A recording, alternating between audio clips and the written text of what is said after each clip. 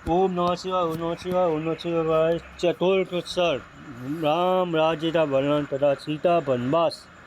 श्री महादेव जी बोले, हे पार्वती, लोटांतरों में घूमते हुए रावण ने एक दिन नारद जी को ब्रह्मलोक से जाते हुए देवताओं से नमस्कार करके पूछा, भगवान मैं बलवानों के साथ युद्ध करना चाहता हूँ, आप इन लोगों में परिचित हैं, कृपया बताइए मुझसे ये लड़ने योग्य महाबली पुरुष कौन है। तब मुनीश्वर ने बहुत देर तक विचार कर कहा, हे महामती, श्वेत दी के रहने वाले बलवान विशाल शरीर वाले तुम वहीं जाओ।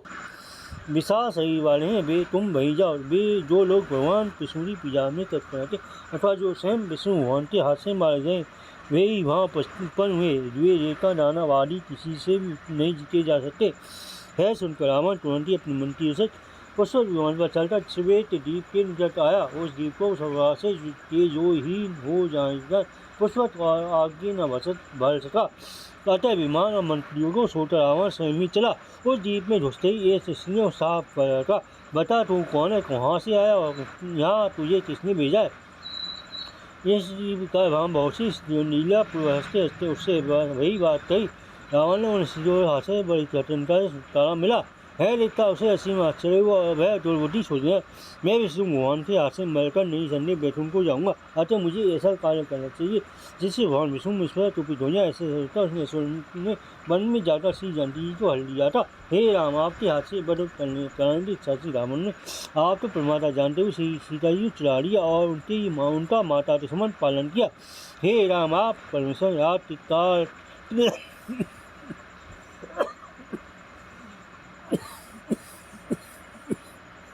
ओम नमः शिवाय, ओम नमः शिवाय, ओम नमः शिवाय, ओम नमः शिवाय।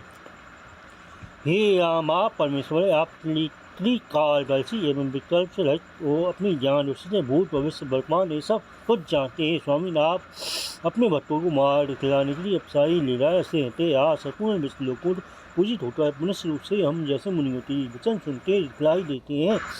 इस प्रकार उनसे सत्ता पा अन्य मुनीश्वरों के साथ प्रसन्न चित्त से अपने आश्रम में चले गए। यासिनवती और भगवान राम, सीता जी भाइयों तथा मंत्रियों से संसारी पुरुषों रमन आचरण करते हुए घर में नहीं गए। उन्होंने आसन होते हुए अपनी प्रजा के साथ नाना प्रकार के भोग होगा। वे सदा ही हनुमान आदि शेष वानर हुए रहते थे। एक बार पहले की समय भगवान राम के पास पुष्पक विमान आया। बोला, भगवान मुझे कुबेर जी ने अपने यहाँ से आप ही की सेवा में भेजा है।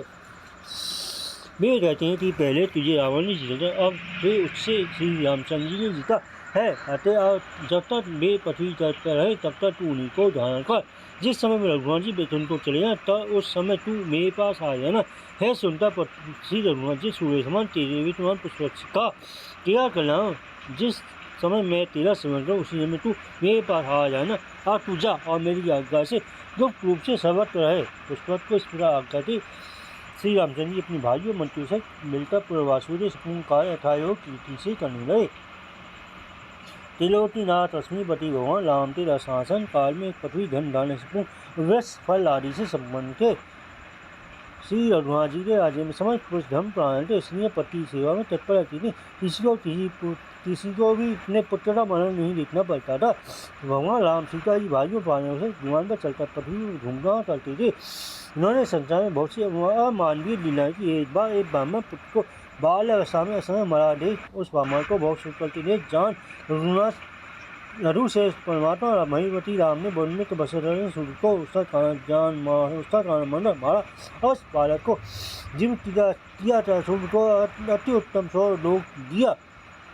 उन्होंने लोगों को जड़े करोड़ों शिवलिंग स्थापित किए और सीता जी के सब प्रकार के अलौकिक भोगों से अनुरंजन किया। जिस वक्त पर धाम में भगवान राम धर्म पूर्वक राज्य संग करते रहे, उन्हें संपूर्ण लोकों में पाप दूर करने में अपनी पवित्र कीर्ति तरह संसार में स्थापित की। तीन लोग जिनके चरण कमलों की बने करते उन माया मानव शरीर धारी श्री रामचंद्र जी ने विधि पूर्वक 10,000 वर्ष शासन किया। राजर्षि भगवान राम एक पत्नी व्रत का पालन करने वाले थे। वे पवित्र चैत्य राम जी लोगों शिक्षा देते गृहस्थ आश्रम में समस्त धर्म का पालन करते रहे। साधु सीता जी भी उन्हीं के हृदय का रखने वाली थी। उन्होंने अपने प्रेम, आज्ञा पालन, नम्रता, इंद्रिय संयम, लज्जा, वीरुता आदि गुणों से पति का मन हल लिया था।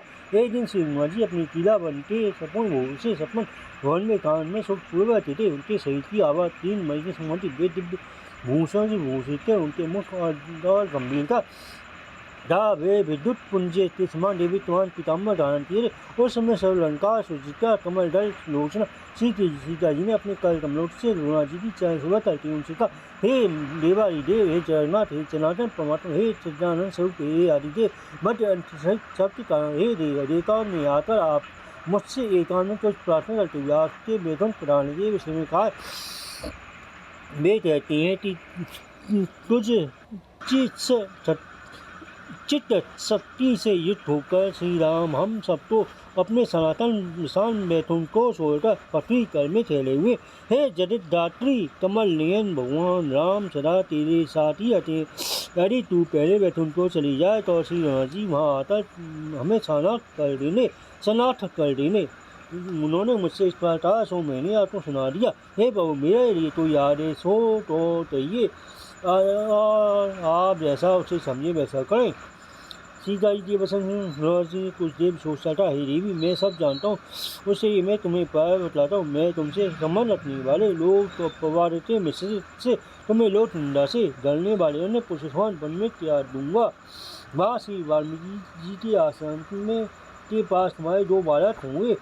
इस समय तुम्हारे शरीर में गर्भावस्था चिन्ह दिखाई देते हैं। बाल तो पढ़ने पर तुम मेरे पास फिर आओगी और लोगों की प्रीति की लिए आधा पूर्वक शपथ करके तुम तुरंत ही पत्नी पर उसके सिद्ध द्वारा बैठन को चली जाओगी। मैं भी पीछे वहाँ आ जाऊँगा। बस अब यही निश्चय रहा।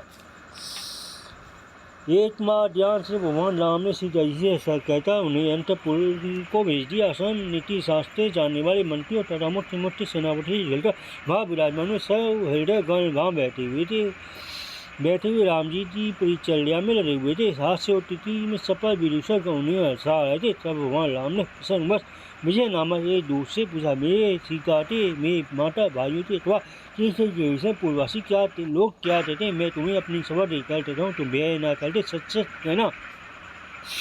भगवान राम ने सवाल पूछने में विजय ने कहा, देव, सभी लोग कहते हैं आत्मज्ञानी महाराज राम ने जो कार्य किए वे सभी जो बड़े दुष्कर हैं, किंतु उन्होंने रावण तो मारकर सीता तो बिना किसी प्रकार का संदेह किए अपने साथ लाकर घर में रख लिया है। ठीक नहीं थी भला जिस सीता तो दुरात्मा रावण निर्जन वन में हल लिया था, ना जाने उसके साथ भोगते उन्होंने क्या सुख मिलता है। अब हमें भी अपनी स्त्रियों विरोध से तो सहन करना पड़ेगा, क्योंकि जैसा राजा होता वैसे ही प्रजा भी निसंदेह होती है। उसके ये वचन सुनकर श्री रामचंद्र जी ने अपनी आत्मियों से पूछा। उन्होंने भी श्री राम जी को प्रणाम करते यही कहा कि निसंदेह ऐसी बात है। तब श्री रामचंद्र जी ने विजय और अपने सुहृदयों को विदा कर श्री लक्ष्मण जी को बुलाकर और उनसे का स्पर्श करने हे भैया लक्ष्मण, सीता के कारण मेरी बड़ी लोक निंदा हो रही है, अतः तुम कल सवेरे ही सीता जी को रथ पर चढ़ाकर वाल्मीकि मुनि के आश्रम के समीप छोड़ आओ। इस विषय में यदि तुम कुछ कहो तो मानो मेरी हत्या ही करोगे।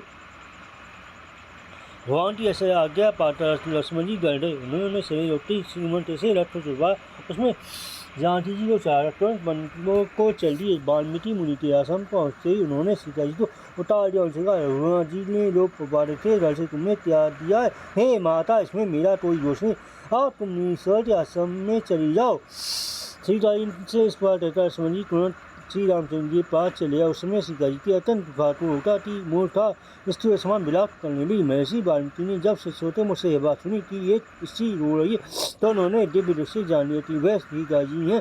उन्हें मुनि भविष्य में होने वाली सब बातें जानते थे। उन्होंने हर आदि से सीता जी का पूजन किया और उन्हें समझा बुझाकर मुनि पत्नियों से सौंप दिया। मैं मुनि पत्नी है, मुनीश्वर के कहने से उन्हें साक्षात परमात्मा की भाया रश्मि जानता नित्य पति भक्ति और सुनती पूजा करती और सदा अत्यंत आदर से निर्मता पूर्वक उनकी सेवा करती थी। निजा सीता जी को त्याग देने के कारण जिनके चरण कमलों निजन सेवन होते वे विज्ञान चक्षु आदि आदि देव परमात्मा राम भी समय भो छोड़कर वैराग्य पूर्वक मुनियों के समान रहने लगे। इसी समध्यात्म रामायण उमा शिवोत्तराणे चतुर्थ ओम नमः शिवाय।